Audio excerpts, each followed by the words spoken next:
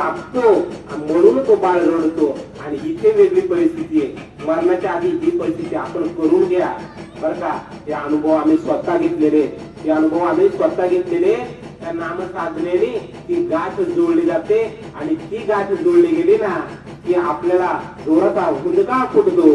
आणि तो हुंदका फुटला ना, तो हुंदका कसा फुटतो मी माझा मंच सांगत नाही. ज्ञानोबा आणि ज्ञानेश्वरी प्रमाणले पण माझ्याच मंच मी सांगत नाही. हे सर्व संतांनी अनुभव या गोष्टीचा घेतलाय. कंठी नीर लोटे, कंठी प्रेम दाटे, नैनी नीर लोटे, असा हा अनुभव आहे. आणि हा अनुभव कदाचित कोणालाच भेटत नाही. म्हणून सद्गुरु करा आणि हा अनुभव घ्या बर का. बाह्य रोमांच वगैरे अर्धन मिळत डोळे, वर्षताती आनंद जडे, अंतरी सुखाची झाली गोडी आणि बाह्य रोमांच उभारी गोडी. समजलं का? समजलं? अंतरी सुखाची गोडी, अंतर म्हणजे आपल्या आतमध्ये तेव्हा येऊन आपल्याला भेट देतो ना तेव्हा समजायचं. आणि तेव्हा देव अनुभूतीला येतो आणि देव म्हणजे अनुभवायचीच गोष्ट आहे. आणि तेव्हाच आपल्याला देव भेटतो. माता मावळे हो, मग अजूनही मी तुम्हाला सांगतो, अजूनही शेवट जाता जाता मी तुम्हाला सांगतो, अजूनही वेळ गेली नाही, अजूनही वेळ गेली नाही. तुकाराम महाराज म्हणतात, मागे झाले ते पाहू नका, पुढे जामीन आहे तुका. आता अजूनही वेळ गेलेली नाही. तुम्ही पवित्र अशी तुळशीचे माळ गळ्यात घाला.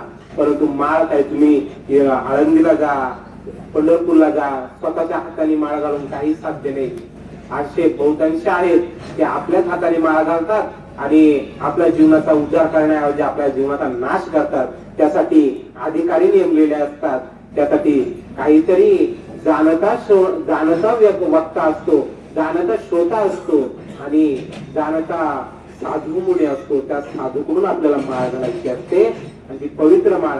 आणि अशा काही कार्यक्रमांनुसार असे काही कार्यक्रम असतात, त्या कार्यक्रमामध्ये आपल्याकडे ते महात्मे येत असतात आणि त्या महात्म्याकडून आपल्याला अधिकारी येत असतात आणि त्यांच्याकडून आपल्याला माळ घालून आपल्या जीवाचा उद्धार करायचा असतो. आणि एकदा जीवाचा उद्धार झाला ना की हा देह या जगात पुन्हा डोकवणार सुद्धा नाही.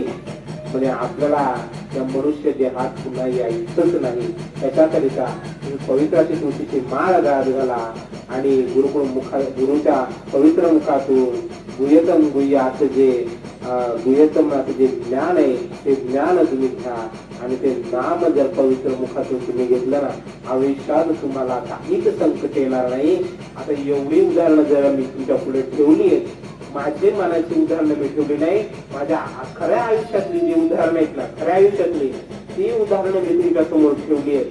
परंतु आता जर तुम्हाला पटलं, रुचलं तर तुम्ही माळा घाला आणि जीवनात सद्गुरू करून घ्या. आणि त्या सद्गुरूचा मी तुम्हाला मार्ग दाखवतो. घोटी श्री क्षेत्र निवासी